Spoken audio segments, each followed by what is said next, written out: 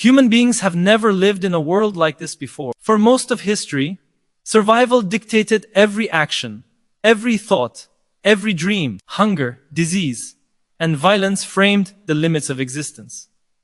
Life was a struggle, yes, but it was clear. Purpose was implicit. You hunted or gathered, you built or defended, and you understood your place in the web of reality. In that clarity, there was a type of meaning that no one could escape. Today, survival is no longer the problem. Food, shelter, and medicine are abundant for billions. Technology shields us from many dangers that once defined life. Yet, paradoxically, while our bodies are safer and our lives longer, an unprecedented number of people feel as though something vital has been stolen from them. People are dying inside, and it is not death from illness or accident, it is the slow collapse of the inner self, the erosion of the narrative that gives life significance. In a world where every material need can be satisfied with a click or a swipe, human beings confront a new, invisible threat, the crisis of meaning. The crisis of meaning is not abstract. It is not something that can be ignored. It manifests in sleepless nights, in a gnawing sense of emptiness, in the subtle but persistent despair that visits those who are otherwise successful by all external measures. We see it in the rise of depression, anxiety, and addiction, in the growing numbers of people who feel disconnected from the very lives they have worked so hard to construct. There is a paradox at the heart of modern existence. The more we acquire, the more we are told to want, yet the less we feel that our lives have depth or purpose. Abundance has created a vacuum. The void is not in the stock, it is in the soul. In a world where almost everything is possible, almost nothing is meaningful.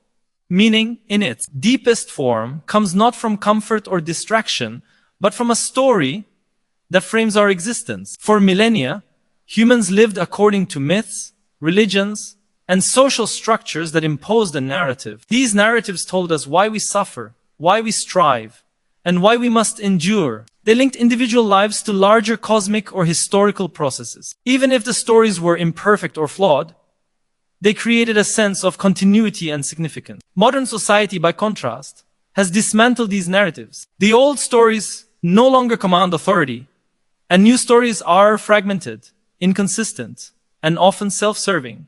The result is a profound emptiness. Humans are left with abundance but no orientation, with freedom but no direction. This emptiness is compounded by the illusion of progress. We are told that technological advancement, economic growth, and material accumulation will fulfill us. We have smartphones that place the world in our pockets, algorithms that anticipate our desires, and unprecedented access to knowledge. Yet, all of this progress is superficial when it comes to the human spirit. A faster, bigger, or more efficient world cannot answer the deepest questions. Who am I? Why am I here? What does it mean to live well? The very promise of progress has become a double-edged sword. It dazzles and seduces, yet it distracts from the internal journey that defines real satisfaction. People fill their lives with accomplishments and possessions, believing that each new achievement will bridge the chasm inside, only to discover that the chasm grows wider with every success.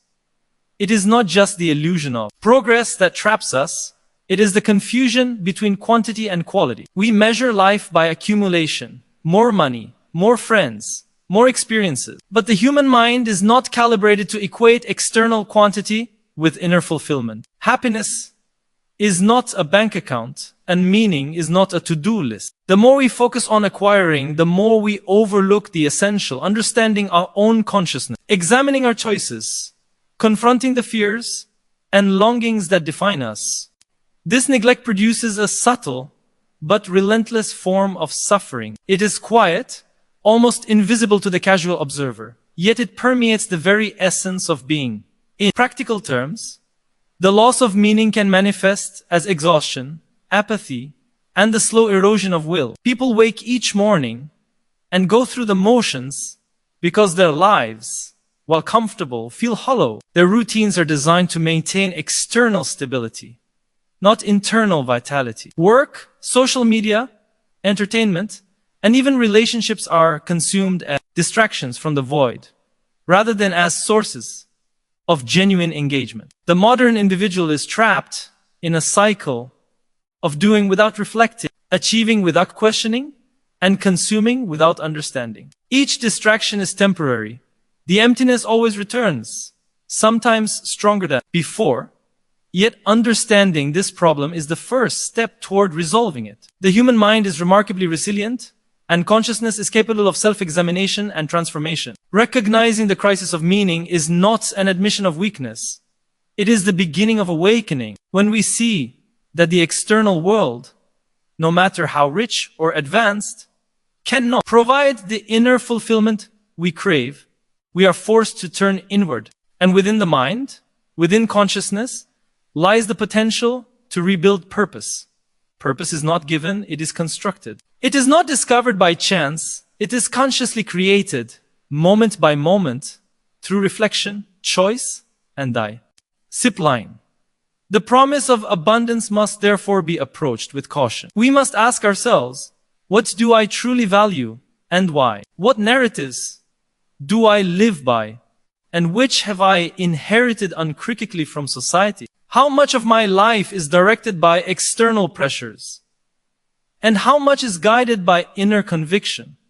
The answers are rarely simple. They require confronting uncomfortable truths about desire, mortality, and the impermanence of all material achievements. But this confrontation is essential. Without it, the abundance that surrounds us will continue to numb rather than nourish, will continue to distract rather than enlighten. The very comforts that were supposed to liberate us become chains that bind our inner selves. Moreover, the crisis of meaning has social implications. When large numbers of people feel disconnected from purpose, society itself becomes fragile. Individuals seek substitutes, consumption, ideology, identity politics, even violence to fill the emptiness. Communities fracture, attention spans shrink, and empathy diminishes. The world becomes a landscape of people who are present in body, but absent in spirit. The erosion of inner meaning is therefore not merely a personal problem, it is a societal one, shaping the collective mood, behavior, and destiny of civilizations. Understanding the illusion of progress requires us to reorient our values. Progress, in the modern sense, is often equated with technological mastery and economic efficiency.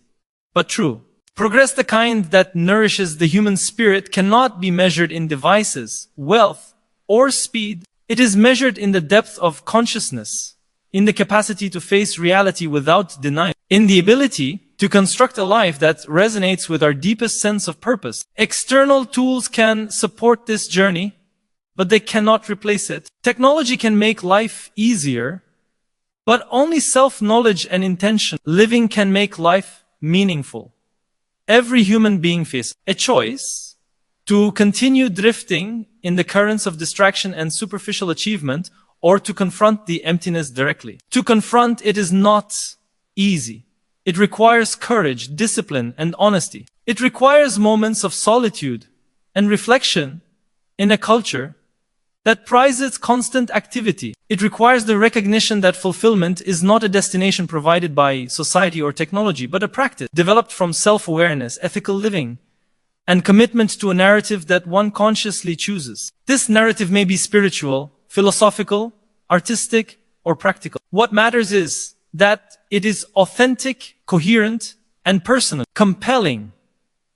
History shows that humans are capable of constructing such narratives, even in the most challenging circumstances. Great works of art, science, and philosophy are the result of individuals and communities grappling with the void and attempting to fill it with meaning. What is remarkable is that these achievements are rarely born of comfort alone. The aim RGE from the confrontation with uncertainty, suffering, and the limits of the self. The lesson is clear. Abundance without reflection is dangerous, but adversity without purpose is devastating. True meaning is not a gift, it is an achievement, forged through intentional struggle, conscious choice, and disciplined attention to the inner life. Thus, the modern dilemma is profound but not hopeless. People are dying inside, because they have lost the narrative that organizes existence, because they confuse progress with fulfillment, and because they let abundance distract them from the inner work of self-construction. Yet, each individual holds the capacity to reverse this process by examining desires, confronting fears, and constructing a personal story that frames life as significant. Humans can reclaim the richness of experience that modern life so often obscures. The journey is neither easy nor immediate. It requires patience, reflection, and persistence. But it is the only path to real vitality, the only antidote to the silent decay of the inner self. In the end, abundance and progress are tools, not ends. They can support the journey toward meaning, or they can mask the void, allowing the slow death of purpose to continue unnoticed. The choice is ours. The human mind, with its capacity for awareness, imagination, and reflection, can transform even the most comfortable but hollow existence into a life of profound significance. People are dying inside because they have surrendered to distraction and illusion. But they can also choose to awaken, to reconstruct, and to live in a way that honors the full potential of consciousness. Meaning is not a luxury, it is the essence of being. Without it, survival is merely existence, and abundance is only emptiness. Human beings have evolved over hundreds of thousands of years in environments that demanded constant attention, vigilance, and deep social engagement. Every sensory input was filtered through necessity. Was it food? Was it threat? Was it a potential ally? Today, that evolutionary framework has not changed, but the environment has been completely transformed. The human mind is now surrounded by an endless stream of distractions, a relentless torrent of stimuli, designed not by nature, but by human ingenuity, often with no concern for our inner well-being. Notifications, news feeds, advertisements, social media updates, and endless entertainment compete for attention at every moment of the day. The brain, wired to respond to novelty and potential reward, is caught in a perpetual loop of stimulus and response, unable to pause or reflect. In this environment, focus becomes a luxury, and the inner life becomes a neglected domain. This addiction to distraction is not a minor inconvenience. It is a profound crisis of consciousness. When every moment is filled with noise, when the mind is constantly seeking the next alert, next scroll, the next digital affirmation, the capacity to reflect, to contemplate, and to understand oneself erodes. People no longer sit quietly with their thoughts. They no longer confront the complex emotions that surface in moments of stillness. Anxiety rises not simply because of external pressures, but because the mind is never allowed the silence necessary to process the self. Over time, the unexamined mind becomes fragmented, scattered, and increasingly incapable of discerning what truly matters. Productivity is measured in tasks completed, popularity in likes received, wealth in material accumulation, yet none of these metrics have any ability to nurture the soul. The irony is striking. In a world of infinite information, humans are becoming profoundly uninformed about themselves.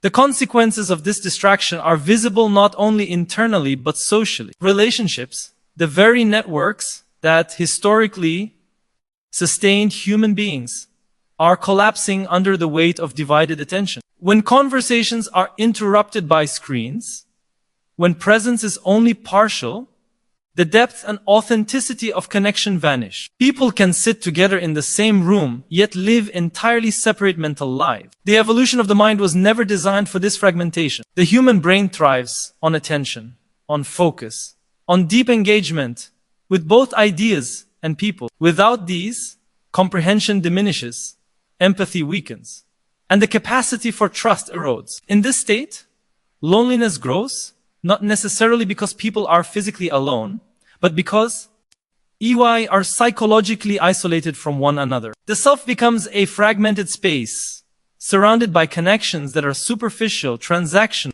and fleeting.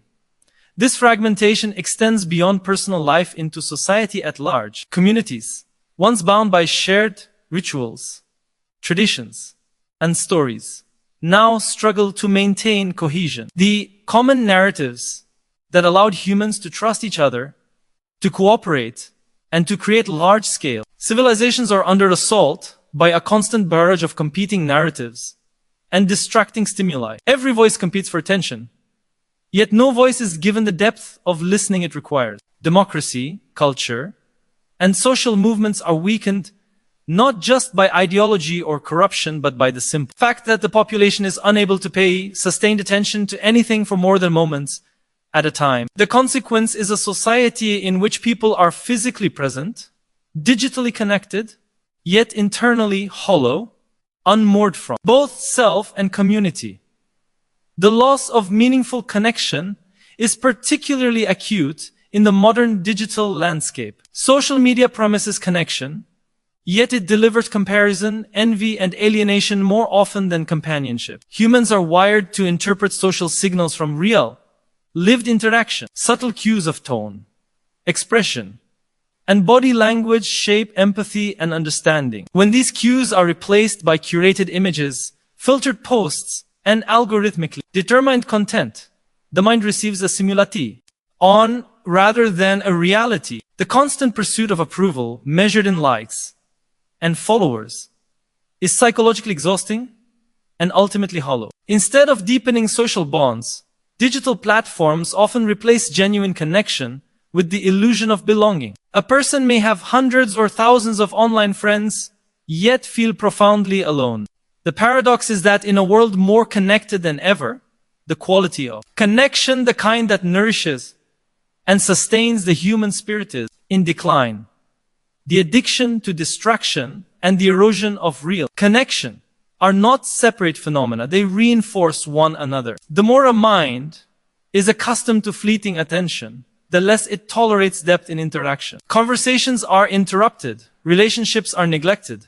Empathy diminishes. The human need for sustained focus and reflection is replaced by the instant gratification of digital feedback loops. These loops create a dependency that is not easily broken. Every alert, every notification, every new post triggers a small dopamine response, reinforcing the behavior and further fracturing attention. The consequence is a society in which people are increasingly unable to sustain long-term engagement with ideas, tasks, or relationships. Learning becomes shallow, understanding superficial, and emotional bonds fragile.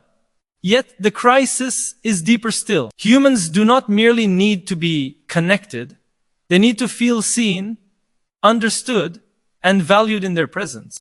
The digital age provides endless opportunities for interaction, yet it fails to satisfy these fundamental needs. A superficial comment or a passive like cannot replace the subtle feedback of an attentive friend, the warmth of shared experience, or the validation of deep understanding. When these needs remain unmet, the psyche begins to suffer. The sense of emptiness grows, sometimes manifesting as anxiety, depression, or a vague but persistent dissatisfaction. People die inside not because of disease or poverty, but because their inner world has been neglected, starved, replaced by distraction and simulation. This process is accelerated by the very tools designed to enhance life. Technology, in itself, is neutral. A hammer can build or destroy. A smartphone can connect or fragment. The key lies in human choice, yet choice is undermined by design. Systems that reward attention, engagement, and retention have a vested interest in keeping the mind occupied, never still, never reflective. Algorithms are optimized to exploit our vulnerabilities, our craving for novelty and social validation. As a result, the modern individual is trapped in an ecosystem that systematically prevents deep thought and authentic connection. Breaking free requires not just discipline, but awareness, understanding that the constant pull of distraction is itself a form of subtle enslavement. At the same time, human beings are not doomed. There is a path toward restoration, toward reclaiming attention, and toward wielding authentic relationships. The first step is recognition, to understand that the mind has been hijacked, that attention is a finite resource, and that its misuse has consequences both internal and social. Once recognized, deliberate action becomes possible. Practices such as extended reflection, meditation, focused reading, and undistracted conversation can retrain the mind. By resisting the constant pull of the digital, humans can begin to restore depth to their attention, clarity to their thinking, and richness to their emotional lives. Reconnection with others follows naturally. Deep relationships require time, patience, and presence. When people slow down, listen fully, and engage authentically, they provide each other with the mirrors needed for self-understanding. Emotional intelligence flourishes in environments that value depth over speed, sincerity over pretense, and presence over mere participation. In these spaces, loneliness diminishes, empathy grows, and the human spirit is nourished. Communities, once hollowed by distraction, can be revitalized through shared experiences that demand focus and commitment. Rituals, conversations, and collective endeavors regain their power to bind, sustain, and transform.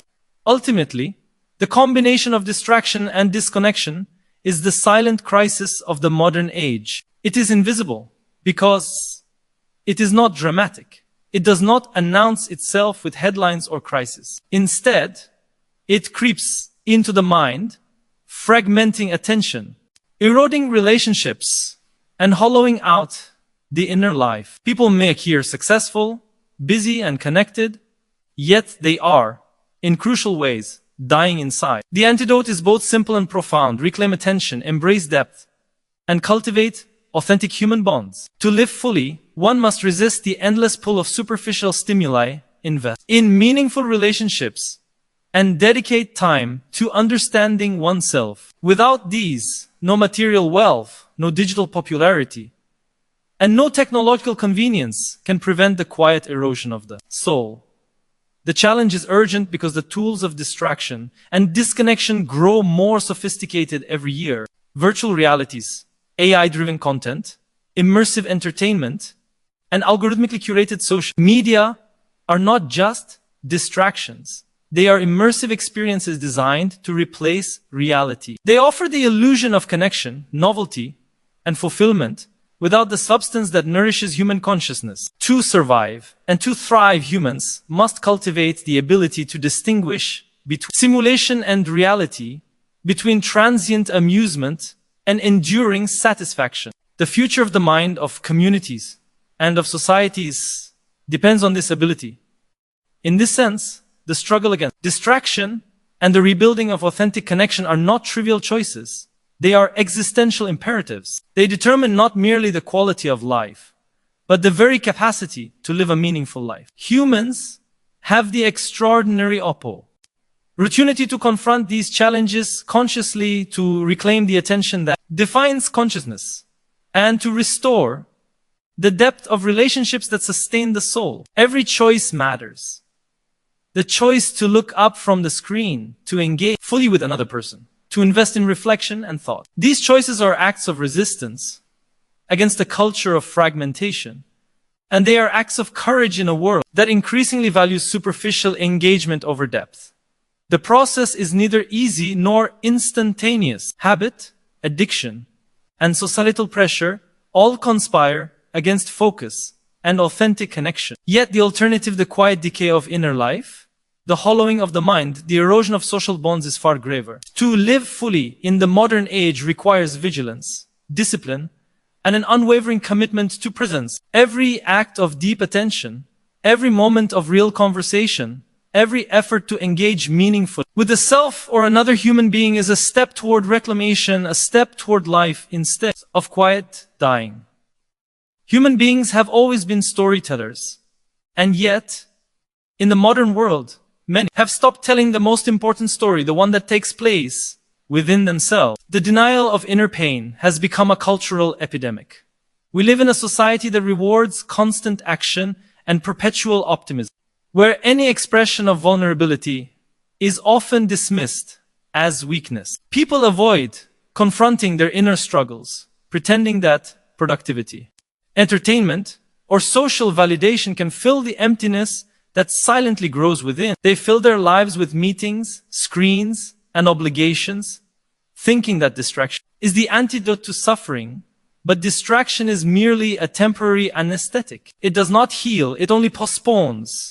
And the deeper the avoidance, the more corrosive the emptiness becomes. This is why so many are dying inside, not because of material poverty, not because of external failure, but because they have refused to face the very reality of their own minds. Emotional neglect has become normalized, and the silence of the inner self is often louder than any external noise. The human mind, when ignored, does not vanish. It rebels in the form of anxiety, depression, and a persistent sense of futility. People have become experts at ignoring the signals their own consciousness sends them, and yet, those signals are the map to their own salvation. Avoidance of inner pain is a misunderstanding of human nature. Pain, properly understood, is not a punishment, but a guide. It is a compass that points toward what is essential, what has been neglected, what must be integrated. Those who confront their pain do not eliminate suffering. They transform it into knowledge, into awareness, and into the raw material from which a meaningful life can be constructed.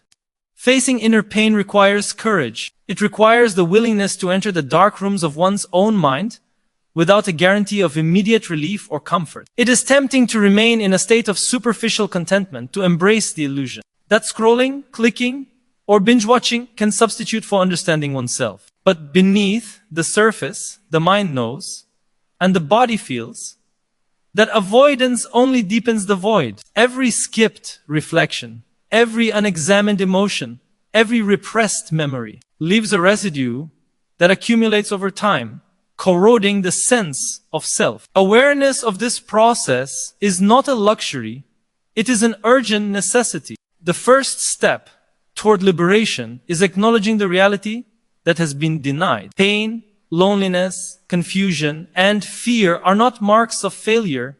They are markers of being human. They are signals that something within requires attention, understanding, and care. Those who confront them begin to reclaim what has been lost: agency, clarity, and the ability to live deliberately rather than reactively. To live without confronting inner pain is to drift through life as a ghost, technically alive, but emotionally and spiritually inert, watching the world pass by without ever truly participating in it. Yet awareness alone is not enough. It is one thing to notice the void, and another to move toward it. The path to rebirth lies not in avoidance, but in disciplined engagement with oneself and the world. True fulfillment arises from the deliberate creation of meaning. Humans have the unique capacity to construct purpose, to orient their lives around goals that transcend immediate gratification. Purpose is not handed down. It is not discovered through consumption, nor is it programmed into a social media feed. Purpose is made. It is forged in the willingness to face discomfort, to endure periods of uncertainty, and to engage with tasks that challenge the mind and spirit. The modern world tempts us to seek constant reassurance, instant pleasure, and social approval. But these are poor substitutes for the deep satisfaction of purposeful labor. Meaning is not a byproduct of comfort. It is the product of effort, reflection, and the conscious choice to direct one's energies toward something greater than oneself. Building a life of purpose requires self-knowledge. Without understanding one's own desires, fears, and limitations, any attempt at meaning is superficial and likely to crumble under stress.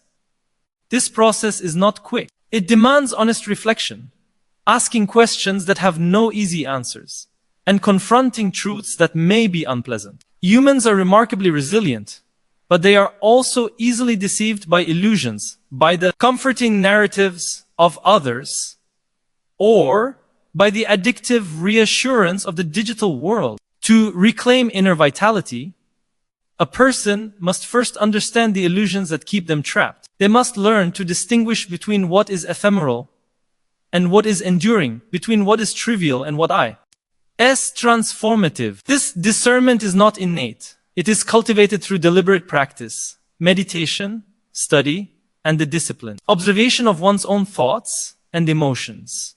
Purpose also requires embracing discomfort. Growth, by its very nature, is uncomfortable. To move beyond the state of dying inside, humans must confront the challenges that life presents rather than avoiding them. Fear, uncertainty, and difficulty are not signs of failure, they are the medium through which resilience, strength, and clarity are built. The temptation to remain in comfort zones is powerful, but comfort without challenge is stagnation. A life without risk, without reflection, and without confrontation with one's inner void is a life that slowly atrophies. By intentionally embracing challenges, humans transform their suffering into knowledge, their confusion into insight, and their fear into courage. The very struggles that initially seem unbearable become the foundation for a robust and meaningful existence. The final component of rebirth is integration. Human beings are complex, layered creatures, and the journey inward is never linear. Pain, awareness, purpose, and growth must be synthesized into a coherent narrative of self. This narrative is not static. It evolves as one learns, as one experiences, and as one engages with the world. The act of constructing this narrative is itself an act of empowerment. It allows the individual to step out of the passive role of victim or observe, and take active responsibility for the direction of their life. People stop dying inside when they realize that they are not simply at the mercy of external forces or internal chaos. They are the architects of their own consciousness, capable of transforming despair into insight, isolation into connection, and emptiness into meaning. In the end, the modern world, with all its distractions, temptations, and promises of superficial happiness, does not prevent death, it prevents life. Many wander through existence numb, believing that comfort is equivalent to fulfillment, that busyness is equivalent to purpose, and that social validation is equivalent to connection. But these are illusions. The true antidote to dying inside is deliberate engagement with one's mind, with one's body, with one's community, and with the world. By facing inner pain, cultivating awareness, embracing discomfort, and building purposeful narratives, humans can reclaim vitality that has been long suppressed. The process is neither fast nor easy, but it is inevitable for anyone who refuses to accept a hollow existence. The journey inward is the journey back to life itself, where suffering is not erased, but transformed, where emptiness is not ignored, but filled with intentionality, and where humans finally learn that the void they feared is precisely the place where meaning is born. If you only give a company or an algorithm the goal of increasing production, which in social media means increasing engagement, produce more time spent on the platform, this will not regulate itself. And here we need intervention of government to regulate it. And the two most obvious regulations, first of all, companies should be liable for the actions of their algorithms. The companies constantly try to confuse people by saying this is against free speech. The government wants us to censor our users. And this is, I think, deliberate obfuscation, deliberate confusion. The issue is not what the users are doing. The issue is what the algorithms of the company are doing. If somebody publishes a hate-filled conspiracy theory, at least my personal opinion is that except in very extreme circumstances, it should not be censored and the person should not be punished. The problem is not with the human being who published this hate-filled post. The problem is that the Facebook algorithm or the TikTok algorithm now takes this post and deliberately shows it to millions of other people because it assumes that it will increase engagement. This is the problem. Democracies are made possible only by information technology. Democracy, in essence, is a conversation. A group of people conversing, talking, trying to make decisions together. Dictatorship is one person dictates everything. That's dictatorship. Now, in the Stone Age, hunter-gatherers living in small bands, they were mostly democratic. Whenever the band needed to decide anything, they could just talk with each other. As human societies grew bigger, it just became technically difficult to hold the conversation. The only examples we have from the ancient world for democracies are small city-states, like Athens or Republican Rome. These are the two most famous examples, not the only ones, but the most famous. Even philosophers like Plato and Aristotle, they knew once you go beyond the level of a city-state, democracy is impossible. We do not know of a single example from the pre-modern world of a large-scale democracy. Large-scale democracy becomes possible only in the late modern era, when a couple of information technologies appear. First the newspaper, then telegraph and radio and television, and they make large-scale democracy possible. Most information in the world is junk. In just a word or two, explain why modern AI might destroy democracy. The key issue is that democracy is based on trust, whereas dictatorship is based on terror. This extremely cynical view of humans is not true. What you've done in your recent book, Nexus. The book is about the history of information. To offer a different lens for information. Information isn't truth. It's not a question of helpful or dangerous. It's the magnitude of the change. We need more boring politicians, for instance. For sure. Suffering is the rejection of reality. One of the last stories that still connects everybody is the story of money. This whole problem becomes much greater with AI. AIs can make decisions. They are not just tools in our hands, they are agents, creating new realities.